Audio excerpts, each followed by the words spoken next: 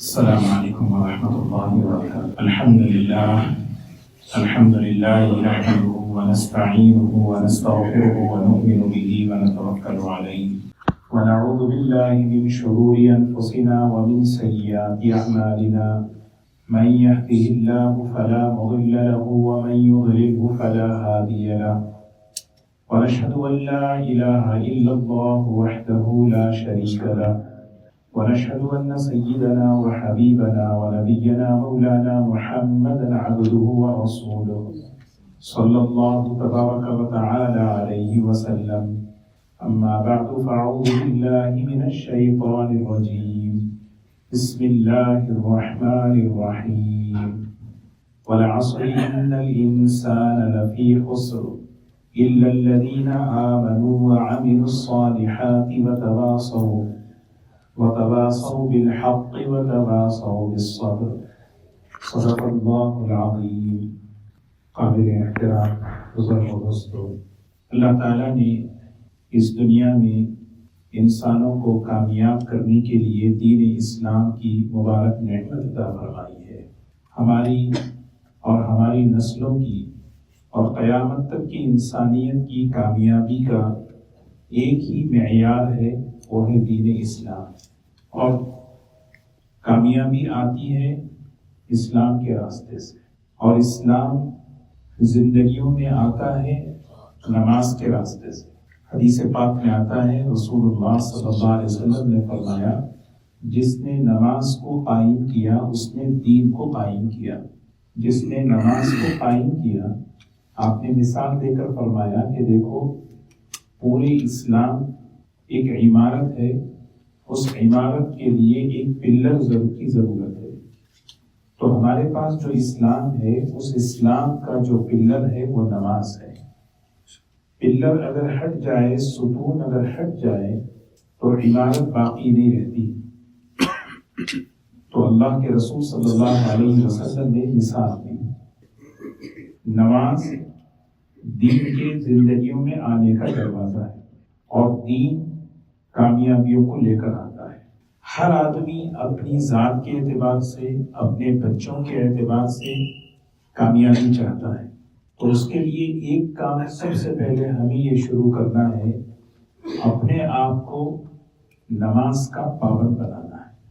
نماز کا پابند اپنے آپ کو کیسے بناؤں؟ میرے بچے نماز کے عادی کیسے بنے؟ کچھ پریکٹیکل باتیں میں عرض کروں گا کہ دیکھیں میرے اندر نماز کی پابندی آئے، میرے بچوں میں، میری نسلوں میں نماز کی پابندی آئے، نماز کا مزاج آئے، نماز کی عادت آ جائے. اللہ تعالیٰ نے قرآن پاک کے اندر نماز کا جہاں ذکر فرمایا، وہاں پر اقامت کا لفظ فرمایا، حفاظت کا لفظ فرمایا. حافظوا علی الصلوات والصلاۃ الوسطی.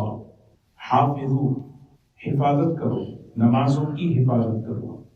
نماز ایک ایسی چیز ہے، اس کی حفاظت کرنی ہے، نگرانی کرنی ہے. جیسے ایک آدمی کے پاس مال ہے، مال کی نگرانی کرتا ہے، دیکھ بھال کرتا ہے، کہیں وہ مال کوئی ضائع تو نہیں ہو رہا، وہ مال کوئی چور اٹھا کے تو نہیں لے جا رہا.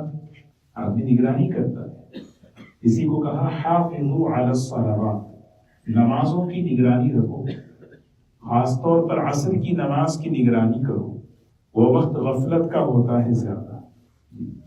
ایک جگہ فرمایا اللہ تعالیٰ نے، والذین یؤمنون بالآخرۃ یؤمنون بہ وہم علی صلاتہم یحافظون. ایمان والوں کی صفت بیان فرمائی، جن کے اندر ایمان ہوتا ہے وہ اپنی نمازوں کی حفاظت کرتے ہیں. اللہ تعالیٰ یہ خوبی میرے اندر، ہماری نسلوں میں، ہمارے بچوں میں لائے. یہ ہر ماں باپ کی، ہر ایک کی یہ فکر، یہ ذمہ داری ہو کہ میں اور میرے بچے نمازوں کی حفاظت کریں، نمازوں کی مداومت کریں، پابندی سے پڑھیں. یہ مطالبہ ہے، کیونکہ عمل ہی ایسا ہے، پورے دین کا اس پر مدار ہے، کامیابی کا اس پر مدار ہے. تو سوچیں کتنی اہم بات ہے. تو اس کے لیے سب سے پہلی چیز، میں اپنی ذات کے اعتبار سے، اپنے آپ کے اعتبار سے پابند کروں. میں اگر یہ چاہوں کہ میرے بچوں میں نماز کی عادت ہو، میرے بچے نماز والے بنے، تو سب سے پہلے مجھے نماز کا نمونہ پیش کرنا ہے۔ نماز کا نمونہ پیش کرنا ہے۔ ہر ماں باپ یہ طے کرے کہ مجھے اپنے گھر کے اندر، اپنے ماحول کے اندر نماز کا نمونہ پیش کرنا ہے۔ نماز کا نمونہ پیش کیسے کرنا ہے؟ وقت کا اہتمام کرنا، بچوں سے پوچھتے رہنا، وقت آئے تو وقت نکال کر مصروفیت کو چھوڑ کر، جس کام میں لگے ہیں اس کام کو چھوڑ کر نماز کے لیے کھڑے ہو جانا، یہ نمونہ پیش کرنا ہے۔ جس گھر کے اندر ماں باپ اس طرح کا ماحول بنائیں، بچوں سے پوچھتے رہیں کہ کیا وقت ہے نماز کے، کتنا وقت باقی ہے، اور پھر نماز کا وقت آئے، جاب پہ بیٹھے ہیں، مائیں کوکنگ میں ہیں، باورچی خانے میں، کچن میں کام کر رہی ہیں، دوست و احباب بیٹھ کر بات کر رہے ہیں، وقت آیا، اسی کو کہتے ہیں اہتمام صلاح۔ اہتمام ہم سے، عربی کا لفظ ہے اہتمام، اور ہم سے، ہم کسے کہتے ہیں؟ عربی میں ہم کہتے ہیں جس کا فکر سوار ہو، ہم اسی کو کہتے ہیں عربی لفظ میں۔ اردو میں تو ہم اپنے کو کہتے ہیں، لیکن عربی میں اہتمام ہم کسے کہتے ہیں؟ جس کا فکر آدمی کو ہو۔ ابھی میں جاؤں گا تو مجھے کب اثر پڑھنی ہے، مجھے اثر کہاں پڑھنی ہے، مجھے کہاں پر جو ہے نماز کا وقت آئے گا، میرا یہاں سے سفر ہے تو کیسے وقت، یہ ہے۔ تو یہ سب سے پہلی چیز۔ ایک اور بات میں عرض کروں، نبی کریم صلی اللہ علیہ وسلم کی خدمت میں ایک صحابیہ، انہوں نے سوال کیا، یا رسول اللہ صلی اللہ علیہ وسلم، میں چاہتا ہوں کہ میرے رزق میں وسعت ہو، کشادگی ہو۔ یہ ہر آدمی کی خواہش ہے، اس کا رزق کشادگی کے ساتھ، وسعت کے ساتھ، فراخی کے ساتھ اس کا رزق ہو۔ تو وہ صحابی جو ہے اپنی چاہت کو بیان فرما رہے ہیں، میری یہ اندر کی چاہت ہے کہ میرے رزق میں وسعت ہو، کشادگی ہو، فراخی ہو۔ نبی علیہ السلام نے ایک جملہ فرمایا، ہمیشہ طہارت اور باوضو رہنے کی فکر کرو، اللہ تمہارے رزق میں برکتیں عطا فرما دے۔ کتنی بڑی حکمت ہے نبی کریم صلی اللہ علیہ وسلم کی امت کو عمل پر لانے کے لیے دیکھیں۔ حضرات محدثین فرماتے ہیں، جو آدمی وضو باوضو رہنے کا اہتمام کرے، جو آدمی باوضو رہنے کا اہتمام کرے، نیت کر لے مجھے ہمیشہ وضو کے ساتھ رہنا ہے، کیا اس سے یہ ایکسپیکٹیشن ہے کہ وہ نماز چھوڑے گا؟ جو آدمی ہمیشہ یہ طے کرے مجھے باوضو رہنا ہے، مجھے بے وضو رہنا ہی نہیں ہے، ہمیشہ رہنے کا بھی عمل ہے، فضیلت ہے نا۔ ایک آدمی بستر پر سونے کے لیے جائے، سبحان اللہ، فضیلت، مسلم شریف کی روایت ہے، وضو کے ساتھ بستر پر سونے کے لیے جا رہا ہے، اور سوتے ہوئے اس طریقے سے سویا کہ جو ہے اس کا چہرہ قبلے کی طرف ہے، اور اپنے سیدھے ہاتھ کو رخسار کی طرف رکھ کر سو رہا ہے۔ ظاہر سی بات ہے، یہ نیند کے بعد یہ حیت بدل جاتی ہے، اور یہاں دین میں اتنی آسانی ہے کہ پورے ٹینشن کے ساتھ نہیں سونا ہے، مجھے بالکل اسی طرح سونا ہے، چاہے نیند آئے نہیں آئے، نہیں، ابتدا کا عمل بس اس طرح ہو، اس کے بعد چاہے ہماری پوزیشن بدلے، چاہے ہمارا وضو بھی ٹوٹ جائے، سونے کا جو عمل ابتدا کا ہوا، اللہ تبارک و تعالی حسن خاتمہ عطا فرما دے۔ یہ برکت ہے وضو کے ساتھ سونے کی۔ تو جو آدمی وضو کا اہتمام کرے، مجھے باوضو رہنا ہے، خود بخود وہ نماز کا پابند انشاءاللہ ہوگا۔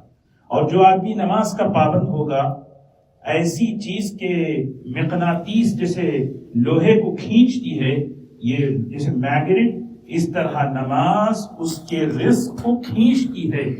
اتنا پاورفل، اتنا طاقتور عمل اللہ نے کیا۔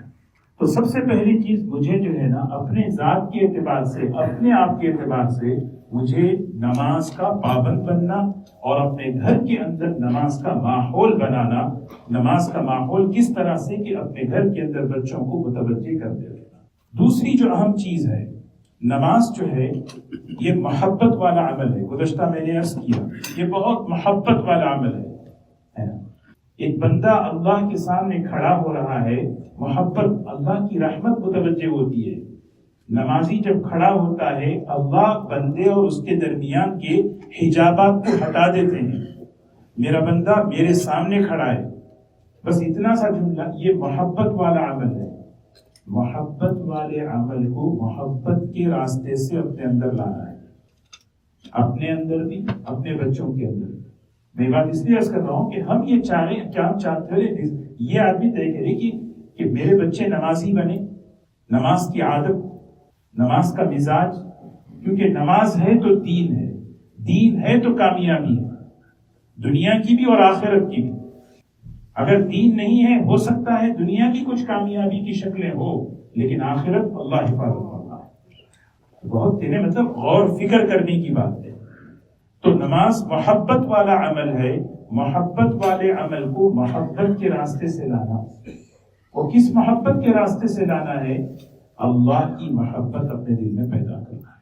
اللہ کی محبت میرے لیے بھی، بچوں کے لیے بھی۔ ہاں، جب دلوں کے اندر عمل، اللہ کی محبت عمل کے جذبے کو ابھارتی ہے، اللہ کی محبت عمل کے جذبے کو ابھارتی ہے۔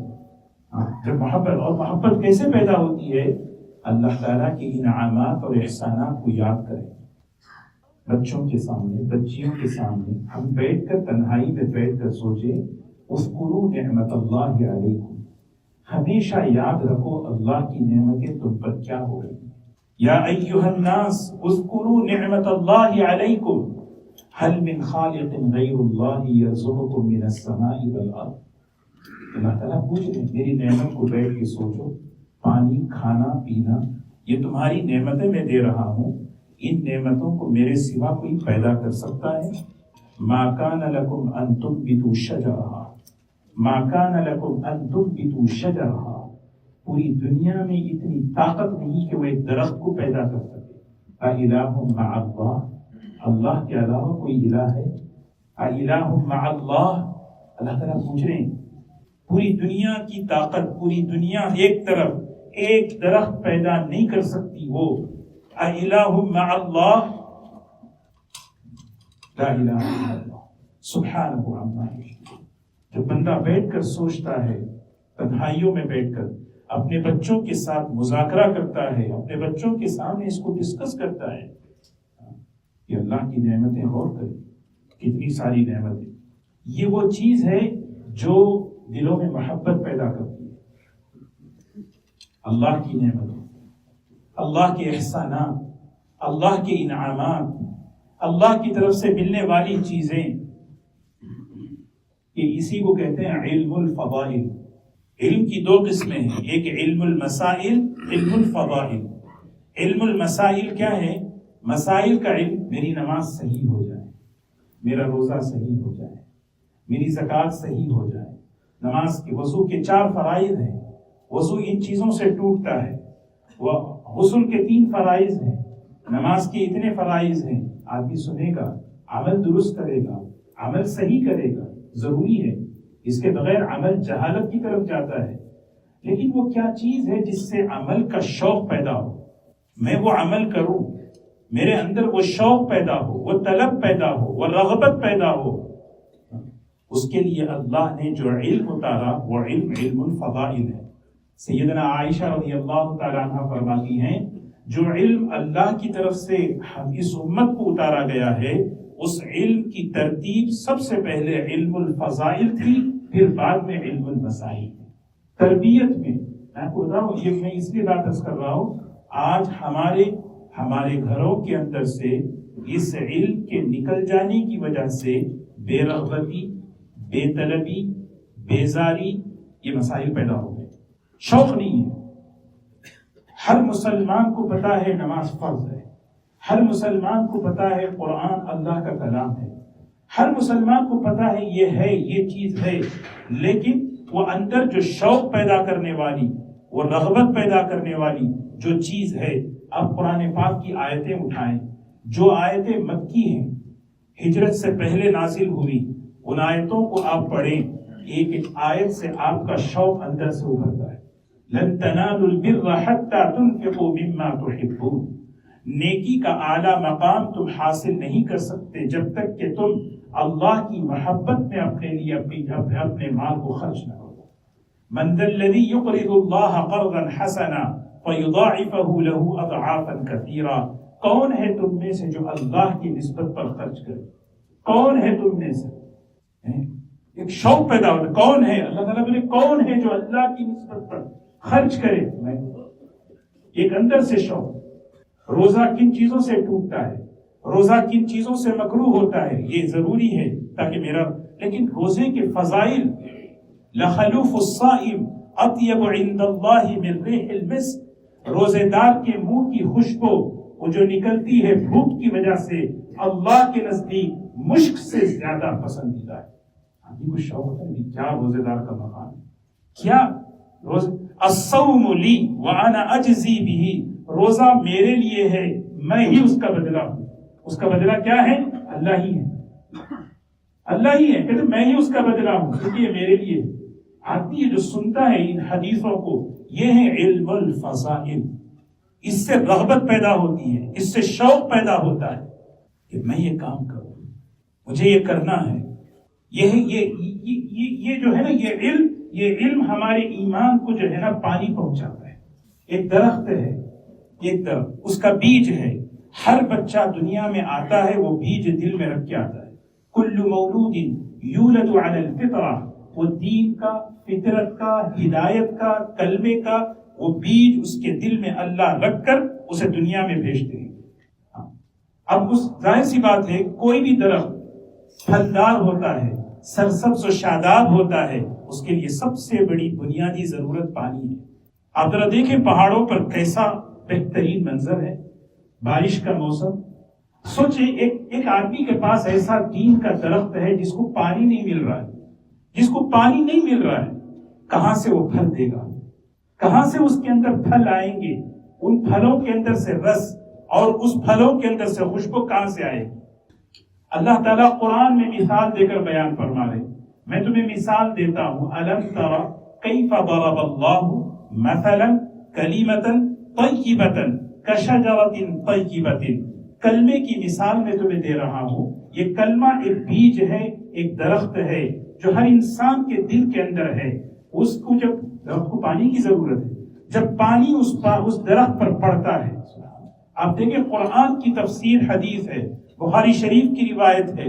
رسول اللہ صلی اللہ علیہ وسلم نے فرمایا مثل ما بعثنی اللہ بہ والہدی والعلم، جو ہدایت اللہ کی طرف سے میں لے کر آیا ہوں، اس کی مثال کمثل غیث، بارش کے پانی کی طرح ہے. علم جو اللہ کی طرف سے لے کر آئے ہیں اس کی مثال بارش کے پانی کی طرح ہے.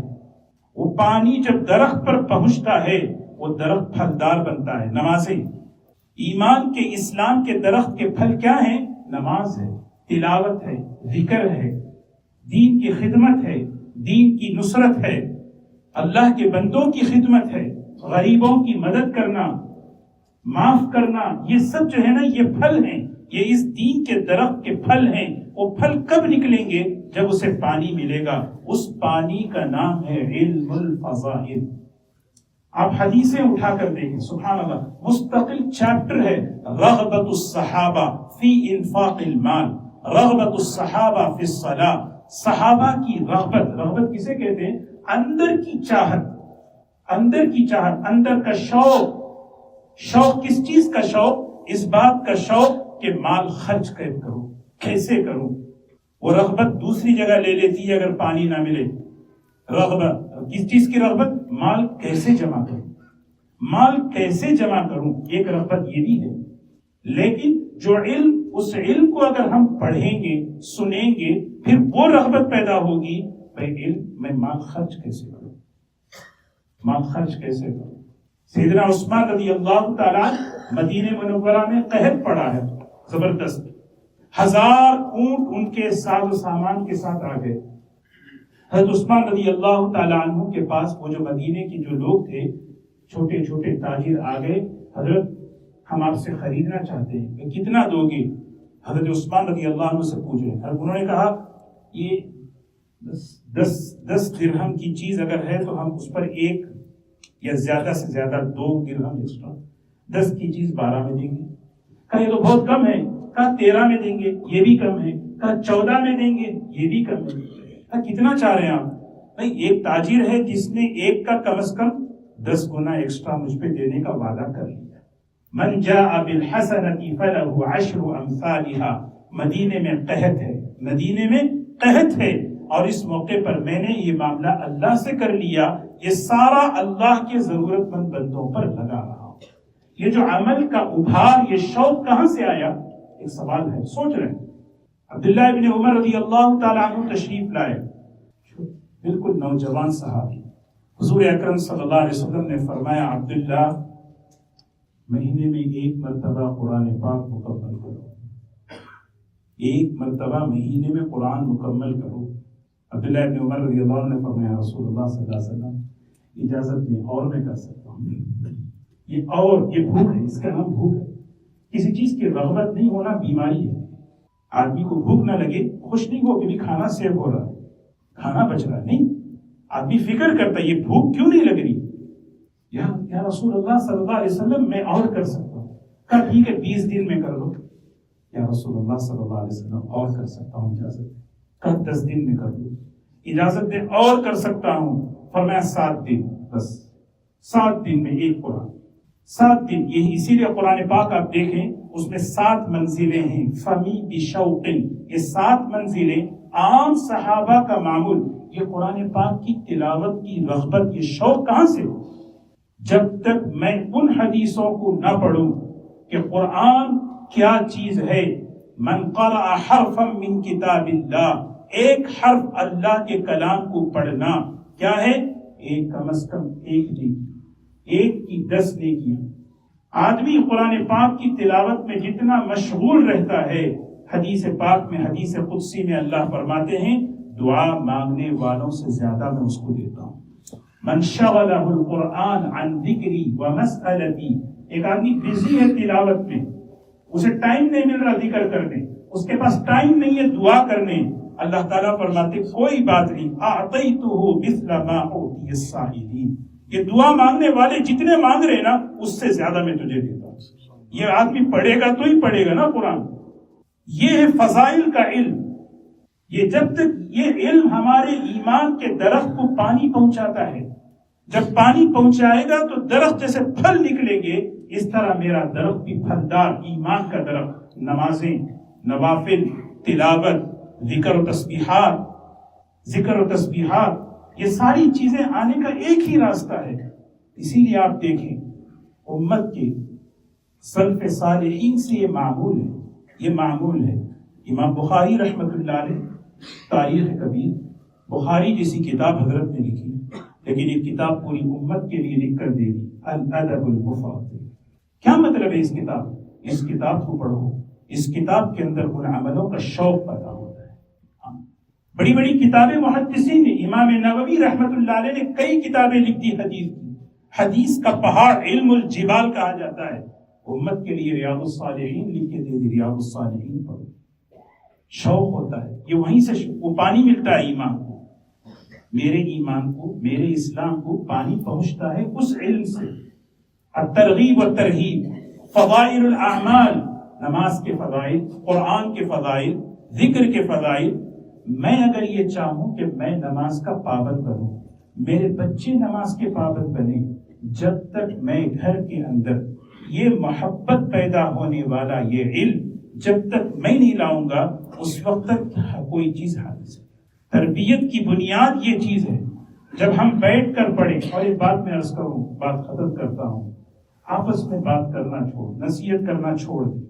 خاص طور پہ میاں بیوی. شوہر چاہتا ہے بیوی نمازی بنے، بیوی چاہتی ہے شوہر نمازی بنے. دونوں آپس میں ایک دوسرے کو کہیں. نفس شامل ہوتا ہے، غصہ شامل ہوتا ہے، فرسٹریشن ہوتا ہے. نہیں، ایک باپ اپنے بچوں سے کہنا چاہتا ہے، ایک مرتبہ کہہ دیے، غصے میں کہہ دیے یا اگنور کر دیے. ایک کام کریں، ایسی جو کتابیں ہیں سیرت کی، نبی کریم صلی اللہ علیہ وسلم کی سیرت کی کتابیں، سلف صالحین کی کتابیں، جس کو سننے کے بعد میرے ایمان میں شوق پیدا ہو کر اعمال پیدا ہوتے ہیں، اس میں مصنف کا تقویٰ ہوتا ہے، مصنف لکھنے والے کا اخلاص ہوتا ہے. جب گھر کے اندر بیٹھ کر اس کتاب کو پڑھیں گے، انشاءاللہ بچوں کے دلوں میں بھی شوق پیدا ہوگا، میں قرآن کی تلاوت سے ادا کروں. میں روزے رکھوں، روزے پر اللہ یہ دیتے، میں اللہ کے راستے میں اس طرح خرچ کروں، میں اس طرح ذکر کروں، میں اس طرح نیکیوں کو اپنے اندر لانے کا راستہ محبت کا راستہ ہے، ترغیب کا راستہ ہے۔ اپنے گھر کے اندر ماحول ڈانٹ ڈپٹ، روک ٹوک، خوف کو بنیاد نہ بنائیں، محبت کو بنیاد بنائیں، نرمی کو بنیاد بنائیں، ترغیب کسے کہتے ہیں؟ شوق دلانے کو بنیاد بنائیں۔ پھر دیکھیں اپنی ذات کا، اپنے گھر کا ماحول بدلے گا۔ اللہ ہم سب کو عمل کی توفیق نصیب فرمائے۔